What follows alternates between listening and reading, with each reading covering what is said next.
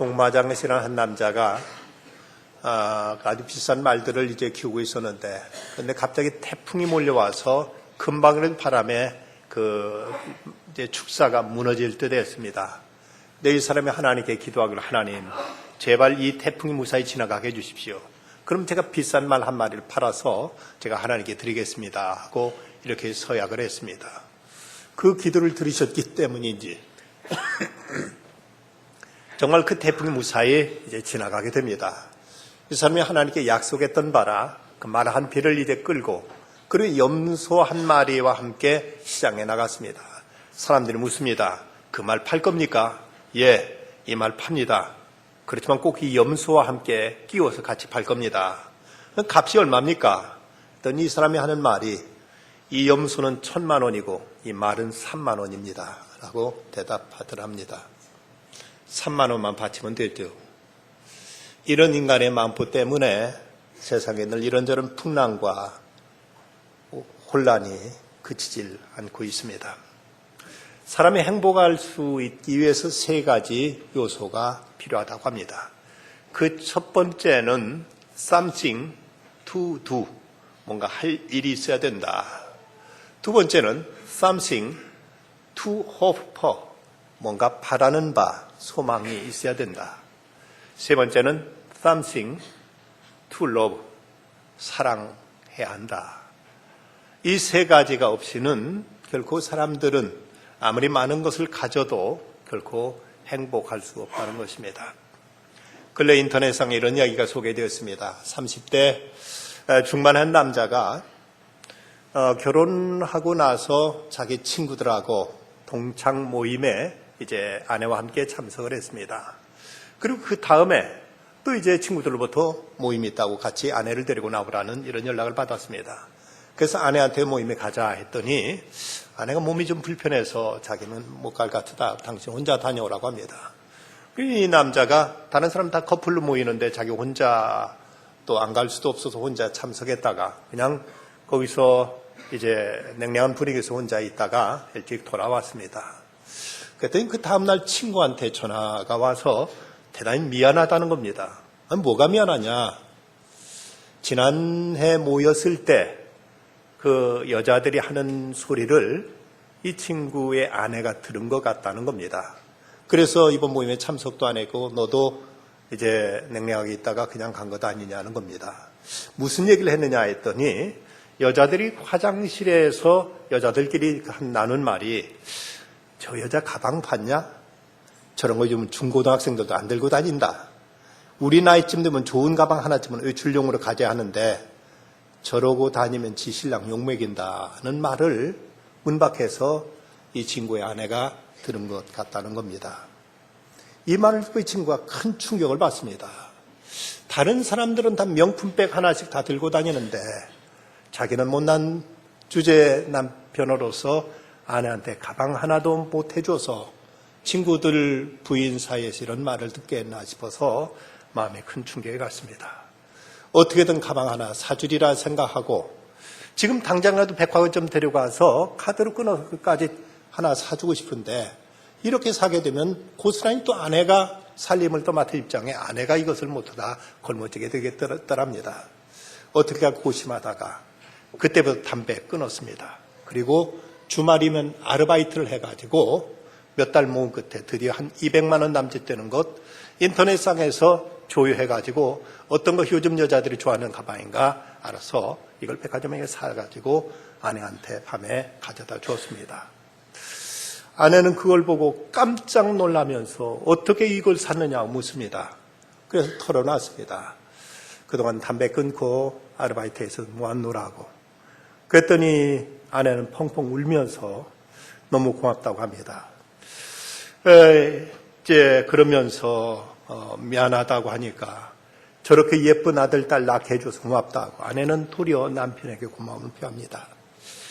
좋은 가방 들고 옷이 거기 받쳐주지 못하면 저 가방도 짝퉁 소리 들으니까 옷 한 벌 사자고 남편이 아내한테 말했습니다.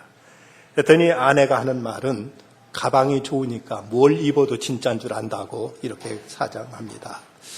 그런 것을 억지로 아니다. 이번 교회 옷 한벌 사자 했더니 아내가 컴퓨터를 키더니 거기에 나왔는 원피스 하나를 보여주면서 이거 사자고 합니다. 그 가격을 봤더니 56,000원이더랍니다. 6만 원도 안 되는 옷 한 벌 그것 사기도 어려워서 몇 번씩 컴퓨터를 들락거렸을 아내를 생각하니까 그저 마음이 짠해오더라는 것입니다. 우리가 행복하고 행복하지 못한 것이 꼭 있고 없어서가 아닙니다. 서로 마음을 헤아리고 고마움을 알고 서로 사랑할 수만 있다면 어떤 처지에서도 우리는 행복을 누릴 수가 있습니다. 복의 개념에 대해서 구약 성경에서는 샬롬, 평강이라고 이렇게 이스라엘 백성을 이해했습니다. 그런가 하면 신약에 오면은 이 복을 카리스, 은혜라는 말로 표현하고 있습니다. 무자격한 자에게 베풀어지는 호의를 뜻하고 있습니다. 다윗은 은혜의 사람이었습니다. 그는 신약 성경에 보면 처음부터 그 이름이 소개되었고 그리고 그에 대해서 사도행전 13장 22절은 이렇게 기록하고 있습니다. 내가 이세 아들 다윗을 만나니 내 마음에 맞는 사람이라 내 뜻을 다 이루지라는 이런 놀라운 말씀이 기록되어 있습니다. 어떻게 하면 하나님 마음에 맞는 사람이 될 수 있을까? 평생 우리가 내 나름대로 열심히 하나님을 섬겼다고 섬겼지만 하나님께서 고개 저으시면서 아니야, 너는 아니야 한다면 이처럼 불행하고 이처럼 허무한 일이 세상에 어디가 있겠습니까? 그럼 어떤 점에 있어서 다윗은 하나님 마음에 맞았을까? 오늘 사무엘하 7장의 말씀 보면 1절이 이렇게 기록되어 있습니다. 여호와께 주의 모든 원수를 무찌르사 왕으로 궁에 평안히 살게 하신 때 다윗은 무엇보다도 하나님의 은혜를 아는 자였습니다. 가만히 생각해 보니까 자기가 지금 왕궁에 이렇게 편하게 이렇게 지내는 것, 이것이 하나님의 은혜가 아니고는 자기가 이런 복을 누릴 만한 사람이 못 된다는 것을 스스로 깨달은 것입니다. 다윗은 본래 목동이었습니다. 목동 중에서도 형제들 8명의 형제 가운데 맨 막내로서 사무엘이 그 자기 집에 왔을 때 그때 그 잔치 자리에 끼지도 못할 만큼 그런 들판에 양이나 지키고 있어야만 했던 형제 8명 중에서도 무지랭이처럼 거기서 인정받지 못한 아들이었습니다. 그런데 어쩐 일로 하나님의 선택을 받고 이스라엘의 대왕의 자리까지 오르게 되었고 그리고 이제는 많은 사람들이 몰려들어서 이제는 자기 밑에 몰려온 사람들로 하여금 전쟁을 치르면서 자기는 전쟁터에 직접 나가지 않아도 될 만큼 나라도 안정되었습니다. 그리고 자기가 살고 있는 왕궁은 백향목으로 지은 최고급 호화주택에서 자기는 지금 이렇게 편안히 자기 삶을 구가하고 있는 모습을 볼 때 이게 하나님의 은혜다. 이건 내가 잘나서거나 내가 노력하거나 내가 똑똑하거나 내가 열심히 일해서 그런 것이 아니라 이것이 하나님의 은혜라는 사실을 그는 알았던 것입니다. 그래서 그는 사무엘하 5장 11절과 12절을 보면 두루왕 히람이 다윗에게 사절들과 백향목과 목수와 석수를 보내매 그들이 다윗을 위해 집을 지으니 다윗이 여호와께서 자기를 세우사 이스라엘 왕으로 삼으신 것과 그의 백성 이스라엘 위해 그 나라를 높이신 것을 알았더라고 하나님께서 이렇게 하셨다는 사실을 알았더라고 성경은 기록하고 있습니다. 은혜가 은혜될 수 있기 위해서는 깨달음이 있어야 됩니다. 객관적으로 우리가 아무리 많은 하나님의 은혜에 파묻혀 살지라도 그 은혜를 우리가 깨닫지 못하는 한 결국 은혜는 은혜되질 못합니다. 받은 바 은혜를 알고 이것을 누릴 수 있으며 이걸 기뻐하고 이것을 감사할 때 은혜는 비로소 은혜될 수 있다는 것입니다. 그럼 어떻게 하면 이 은혜를 깨닫게 되는가? 그건 겸손에 있습니다. 나는 이럴 사람이 못 되는데, 나는 부족한데, 나는 참으로 여러 가지 연약한데 하나님이 나를 어여삐 여기셔서 내게 이 귀한 것 베풀으셨다는 자기 겸손이 있어야만, 그래야만 은혜는 깨달아지고 은혜에 대해서 기쁨과 감사를 누릴 수 있습니다. 탈무드에 보면 이런 말이 있습니다. 교만한 자에게 하나님의 진리를 가르치기란 당나귀한테 음악을 가르치는 것보다도 더 어렵다. 마음이 교만하면 이런 사람 교회를 10년 다니고 몇십 년을 다녀도 은혜를 모릅니다. 늘 불평뿐이요 원망뿐이요 모든 것 자기 대우해 주지 않는다고 늘 항상 모든 이들과 이제 껄끄럽게 지내기가 마련입니다. 그러나 하나님의 은혜를 알고 보면, 겸손하고 보면 모든 것이 하나님의 은혜이기에 그 은혜에 기뻐하고 감사하고 그 감격 속에 살아가는 것, 이것이 믿는 자에게 주어진 특권인 줄 압니다. 다윗은 또한 하나님의 은혜를 깨닫고 이 은혜를 보답하기 위해서 하나님께서 기뻐하신 일을 하고자 합니다. 본문 2절에 보면 왕이 선지자 나단에게 이르되 볼지어다 나는 백향목궁에 살거늘 하나님께는 휘장 가운데 있다고 이렇게 말하고 있습니다. 자기는 이렇게 호의호식하고 있고 이렇게 좋은 집에 살고 있는데 하나님의 전을 생각하니까, 하나님의 전은 천막 속에 저렇게 법궤가 있는 모습 생각하니까 얼마나 하나님 앞에 숭고한지, 얼마나 하나님 앞에 죄스러운지 모릅니다. 이래서는 안 되지. 어떻게 내가 하나님의 은혜를 받고 누리고 있는데 하나님의 집이 저렇게 초라해서 되겠는가? 안 되겠다. 하나님의 집을 지어드려야 되겠다고 이런 생각을 하고 있습니다. 그런데 이 마음에 대해서 사도행전 7장의 46절에 보면 이렇게 성경은 기록하고 있습니다.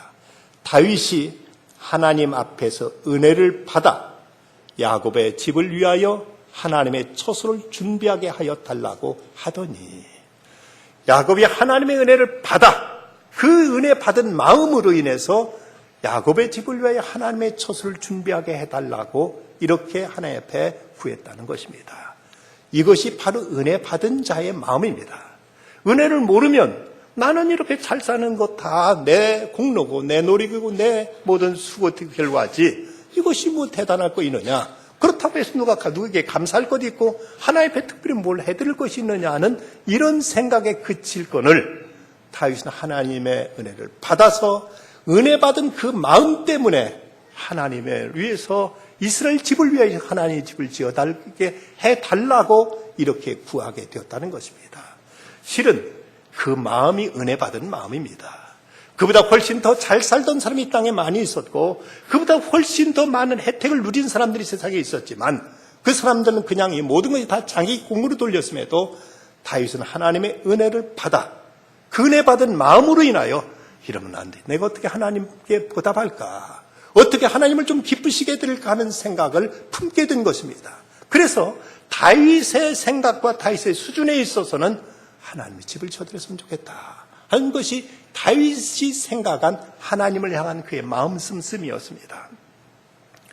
물론 그 하나님의 집에 대해서는 이제 거절됩니다만은 적어도 그 마음 썼던 그 자세가 귀했고 이것을 하나님 보실 때 그토록 기특하고 그토록 그것이 귀해서 하나님은 놀라운 축복을 그에게 베풀어 주는 것입니다. 여러분, 사람이 사람답다는 것이 과연 뭡니까? 은혜를 받았으면 그 은혜를 알고 은혜를 보답하며 살고자 하는 것이, 이것이 사람된 도리가 아니겠습니까?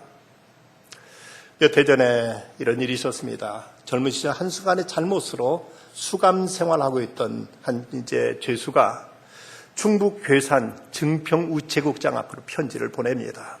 그 편지의 내용은 이제 곧 어머니의 회갑이 되는데 내가 지금 이 감옥에 갇혀 있으니 내가 어머니한테 뭐 하나도 해드릴 길이 없다. 그런데 대단히 미안하지만 어머니가 이 면회 오시면서 주어진 그 영치금, 그걸 가지고 어머니한테 편지 보내려고 우표를 사서 모아놓은 것이 있는데 이 우표를 보내드리니까 부디 이 우표 값으로 어머니한테 인삼 한과 그를 하나 좀 사서 보내줄 수 있겠느냐는 이런 내용의 편지였습니다. 이것은 원칙적으로 불가능한 일이었습니다만 우체국장은 직원들과 회의해서 이렇게 갸륵한 마음, 기특한 마음 품었으니까 우리가 한번 그 소원 들어주자 해서 우표는 그냥 도로 벌려주고 그걸 가지고 어머니한테 편지라 이제 자주 써드리라 하고는, 그리고 직원들이 돈을 걷어가지고 인삼 한과를 한 통 사서 그걸 집에 이제 배달에 이제 붙여드렸습니다. 그랬더니 그 어머니가 딸이 모시고 살고 있었는지 그 수감자의 누나가 배달 우체국인 경기도 부천 우체국에 찾아가서 그 우체국장한테 고마운 인사를 했습니다. 이 사연을 알게 된 부천 우체국에서는 직원들이 또 돈을 모아서 믹서기와 그 그릇 세트를 수감자 어머니에게 선물을 했다는 것입니다. 사랑은 사랑을 낳고 그 사랑의 감동은 사람을 변화시키고 따뜻한 인간의 가슴을 지닌 이 세상을 만드는 이런 불씨로 이렇게 번질 수 있었던 것입니다. 뒤늦게나마 어머니한테 받은 사랑 생각하고 그저 자기가 가지고 있는 거는 우표 쪼가리 이것밖에 없어서 우체국장한테 이걸 가지고 좀 어머니한테 회갑 때 인삼 한 과를 좀 사드릴 수 있겠느냐고 생각했던 이 자식의 마음처럼 누군가한테 내가 은혜 받았고 사랑을 받았으면 어떻게 이것을 다소라도 갚고자 하는 마음을 갖고 살아가는 것, 이것이 바로 인간된 도리일 것입니다. 다윗은 이제 하나님의 뜻을 확인하자 그 뜻에 순종하는 사람이 됩니다. 이 자기의 소원을 나단 선지자를 통해서 하나님의 전을 짓고 싶다고 이렇게 말을 하자 하나님이 당신과 늘 함께 하시니 당신 원대로 하십시오 하고 이렇게 대답했다가 그날 밤에 하나님께로부터 말씀을 받습니다. 안 된다. 다윗을 통해서 이것을 성전 짓는 건 내가 허락지 않는다는 이런 메시지였습니다. 그래서 이것이 거절됩니다. 이때 처음에는 왜 안 된다는 그 이유조차도 밝히지 않으셨습니다. 나중에 훗날 역대상에는 말씀에 보면 역대상 28장 3절에 보면 다윗 뒤늦게서 이 사실을 깨닫고 기록된 말씀이 하나님이 내게 이르시되 너는 전쟁을 많이 한 사람이라 피를 많이 흘렸으니 내 이름을 위해 성전을 건축하지 못하리라는 이 말씀을 이제 자기가 뒷날 깨닫고 뒷날 하나님의 말씀을 듣고 그는 솔로몬에게 이것을 이제 얘기하면서 내가 성전 지어서 하나님께 봉헌해드리고 하라고 자식한테 연유언으로 이제 남기는 내용이 나타나 있습니다. 어쨌든 다윗은 이거 왜 안 된다는지도 이제 몰랐지만 안 된다는 말씀 듣고 그대로 깨끗이 내려놓고 하나님의 뜻에 순종하는 것입니다. 웬만한 왕 같으면은 적어도 자기가 나름대로 뭐처럼 좋은 뜻 품고 일을 하겠다는 것, 이 선지자가 안 된다고 할 때 왕이 하겠다는 누가 감히 막느냐 이러면서 그대로 그는 해치워 버렸을지 모릅니다. 그러나 하나님이 아니라고 했을 때 그는 깨끗하게 그대로 한마디 여기서 이유를 달지 않고 그대로 순종하는 그 모습, 이것이 대단히 아름답고 귀한 모습이었습니다. 다윗이 이처럼 하나님 뜻에 순종하는 삶, 뜻을 헤아리고 그 뜻을 순종하는 삶을 살 수 있었던 그 비결이 무엇일까? 그것은 다윗의 주변에는 늘 하나님의 사람들, 하나님의 종이 있었습니다. 그런데 다윗과 솔로몬의 삶에 있어서 결정적인 차이가 있다면 다윗의 주변엔 나단 선지자, 갓 선지자 같은 하나님의 종들이 있어서 그가 잘할 때는 격려해주고 잘못할 때는 하나님의 말씀을 책망하고 그것을 막았지만 그런데 놀라운 것은 솔로몬의 삶 인생 속에는 단 한 사람의 선지자 이름도 기록되어 있지 않습니다. 솔로몬은 대단한 지혜를 가지고 태어났고 그는 나름대로 똑똑하고 유능한 사람이었습니다. 그 때문이었는지 솔로몬은 자기 주변에 선지자를 두지 않았습니다. 선지자를 가까이 하지 않았습니다. 그래서 그 모든 결정을 스스로 판단했고 스스로 결정했고 스스로 행동했지 단 한 번도 선지자를 찾아서 하나님 뜻이 어디 있습니까? 어떻게 하는 게 하나님 기뻐하시겠습니까? 하고 하나님의 뜻은 묻지 않았다는 사실입니다. 이랬던 삶이었기에 솔로몬은 먼 훗날 그 인생의 노년의 황혼에 이렇게 고백합니다. 헛되고 헛되며 헛되고 헛되나니 해 아래서 수고하는 모든 것이 다 헛되도다. 모든 것 자기 지혜, 자기의 생각과 자기의 꾀, 자기의 어떤 판단을 모든 것을 행하며 살아왔지만 그것은 훗날 생각해 보니까 다 하나님과 관계 없는 허무한 일들이었노라 하고 이렇게 그는 고백하고 말았습니다. 다윗이 이처럼 하나님의 은혜를 깨닫고 은혜 보답하려고 했던 다윗에게 베푸신 하나님의 은총은 무엇인가? 먼저는 하나님은 그 이름을 존귀하게 해주시겠다 하고 말씀하십니다. 오늘 보면 9절 말씀, 내가 가는 모든 곳에서 내가 너와 함께해서 내 모든 원수를 내 앞에 멸하였은 즉 땅에서 위대한 자들의 이름같이 내 이름을 위대하게 만들어 주리라. 성경에 보면 성경 66권 가운데 사람의 이름 가운데 제일 많이 언급되고 있는 이름이 바로 다윗의 이름입니다. 다윗의 이름은 903개 절에서 1091번이나 그 이름이 언급되고 있습니다. 그런데 믿음의 조상이라고 불려지는 아브라함, 이 아브라함이나 아브람이나 두 이름을 합쳐도 고작 288번에 지나지 않고 바울이라는 이름은 192번, 베드로라는 이름은 168번이 나오고 있는데 다윗이라는 이름은 무려 1000번이 넘게 이름이 언급되면서 하나님께 늘 다윗에 대해서 나의 사랑하는 자, 내 마음에 합한 자, 정직한 자 이러면서 하나님께서 다윗의 이름을 그토록 높여주셨고 그를 소중히 여겨주신 것입니다. 오늘 현대 이스라엘, 오늘날 이스라엘의 국기에 보면 6모가나 6모가난 별이 그려져 있습니다. 그 별을 가르쳐서 다비드의 별이라고, 다윗의 별이라고 부르고 있습니다. 이스라엘 백성들은 지금도 생각하기를 나라가 다윗의 시대처럼 이렇게 영광스럽고 이렇게 번성하기를 소원하면서 아예 국기에다가 다윗을 상징하는 6모나 6모난 별을 그려놓을 만큼 가장 존경하고 있고 그 이름에 영광을 돌리고 있는 것입니다. 다윗이 그토록 하나님을 은혜를 깨닫고 하나님을 어떻게든 기쁘게 해드리고자 했던 그 마음, 그것만 보시고도 하나님은 그 이름을 존귀하게 해주겠다고 말씀하셨습니다. 또한 하나님은 친히 다윗의 삶을 책임져 주시겠다고 약속하십니다. 오늘 11절 말씀 보면 너를 모든 원수에게서 벗어나 편히 쉬게 하리라. 여호와가 또 내게 이르노니 여호와가 너를 위하여 집을 짓겠다고 말씀하십니다. 다윗은 자기 생각에 하나님을 어떻게 기쁘시게 해드릴까 생각하면서 하나님 집 짓겠다고 이렇게 소원을 말씀드리니까 됐다. 내가 알아서 내 때 내가 내 방법으로 짓겠다. 대신 내가 그런 기특한 마음 품었으니까 너의 집을 내가 세워주마. 너의 집을 내가 복되게 해주마. 너의 집을 내가 이제 무궁하도록 지켜주마 하고 이렇게 하나님이 다윗의 집을 하나님께서 축복하시는 것입니다.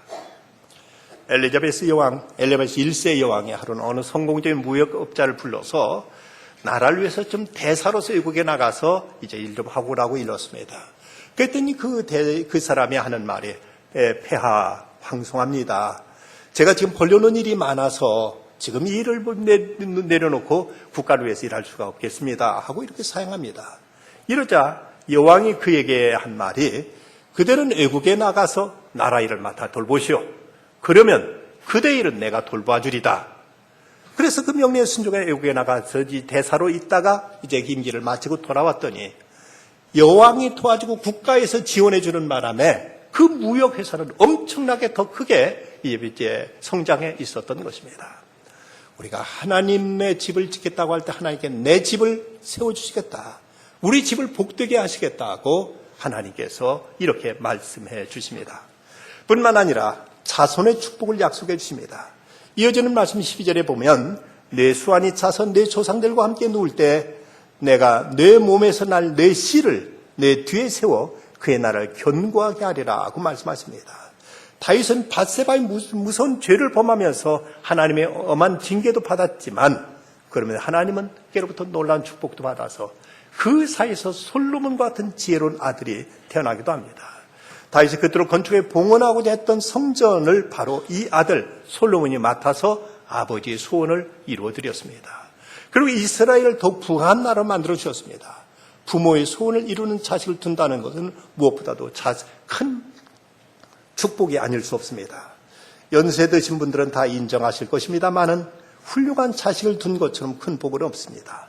다윗은 이런 복을 누리게 되었던 것입니다.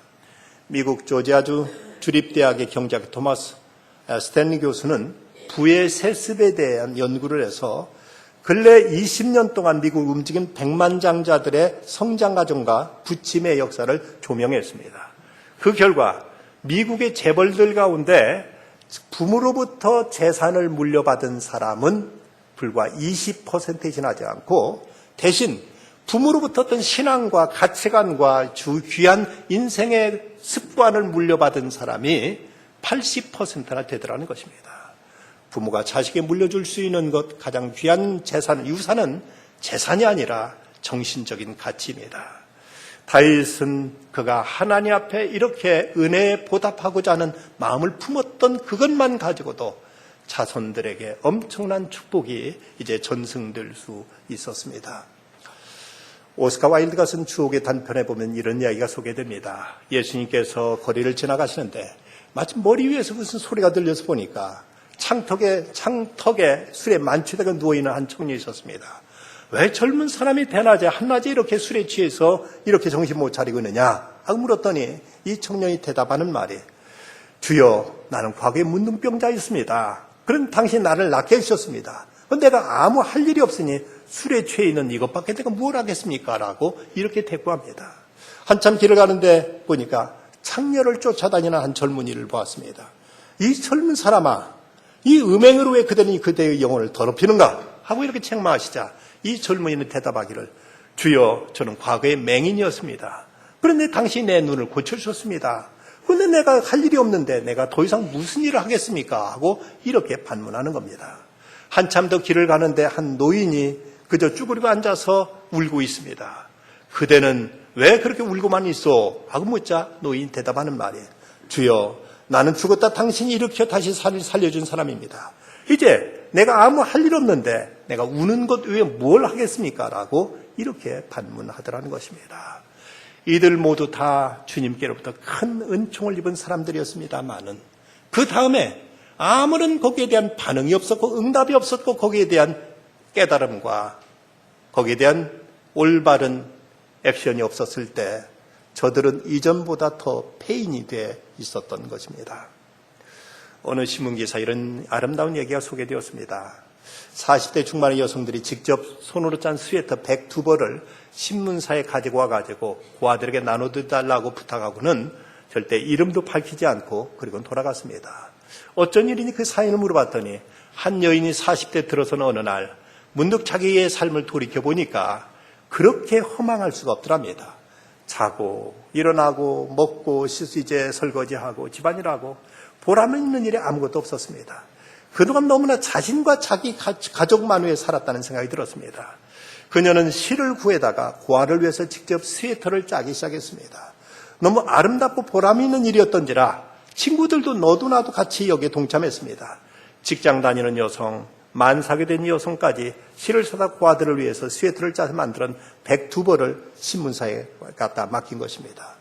그들은 간증하기를 일생에 그렇게 행복한 적은 없었노라고, 남편을 위해서, 자식들을 위해서, 자신을 위해서 열심히 수고해 보았지만 전혀 그런 행복은 없었노라고, 거룩한 사랑의 마음으로 스웨터 한 코 한 코 짜면서 느낀 행복은 그 어디에다 견질 수 없었노라고 이렇게 고백을 하였다고 합니다.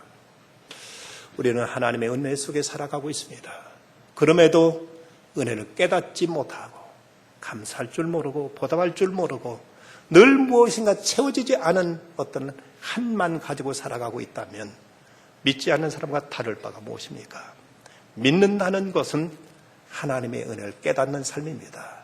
그리고 그 은혜에 감사하고 보답하며 살아가는 것이 그리스도인입니다. 이향하 시인이 쓴 새벽 꿈이라는 짧은 이런 시가 있습니다. 물방울 하나가 새벽 꿈속에 떨어집니다. 꿈속의 물방울은 잠깐 문을 두드려 목매를 흔들고 우둔을 깨워 내 삶을 적시는 당신의 울음. 물방울은 평상의 시간에도 떨어집니다. 돌아다 본 어제가 아닌, 미루어둘 내일도 아닌 바로 지금 이 시간 눈동자 위에 핏방울처럼 채찍처럼 잠긴 문을 밀고서 아프게 날 깨우는 당신의 근심, 당신의 사랑. 하나님의 은혜를 아는 것이 곧 믿음입니다. 은혜를 알고 이 은혜에 합당하게 살아가는 것이 축복입니다. 우리 모두 받은 바 은혜를 깨닫고 은혜에 보답하는 중에 더 풍성한 은혜가 임하시기를 간절히 축원합니다. 기도하시겠습니다. 고마우신 아버지 하나님, 생각해보면 저희들은 많은 걸 누리고 있고 많은 걸 받았습니다. 그래도 늘 무엇인가 아쉬움 속에서 저희들은 달러관 하면서 살아가고 있는 저희들의 모습입니다. 주여, 많은 은혜 베풀어 주셨지만 한 가지 은혜만 더하여 주시옵소서.